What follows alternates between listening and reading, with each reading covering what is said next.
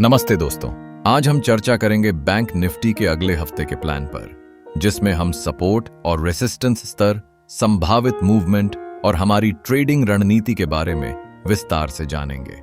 जैसा कि हम सभी जानते हैं, मौजूदा बाजार की स्थिति में बाउंस आने की संभावना है और यह निश्चित करना जरूरी है कि हम बाजार में किस तरह से प्रवेश करें। बैंक निफ्टी इस समय दबाव में है और छोटी छोटी रैली दिखा रहा है।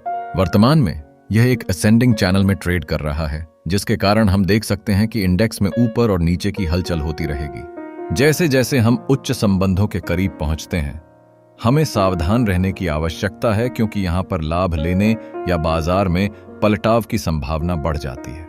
हमारे पास कुछ महत्वपूर्ण स्तर हैं जिन्हें ध्यान में रखना जरूरी है। प्रमुख रेसिस्टेंस स्तर 56,000 से 56,160 तक है, जबकि तत्काल रेसिस्टेंस 57,700 है। यदि बैंक निफ्टी 55,600 के ऊपर बना रहता है तो हम बुलिश मोमेंटम की उम्मीद कर सकते हैं, जबकि 55,550 के नीचे जाने पर गिरावट हो सकती है।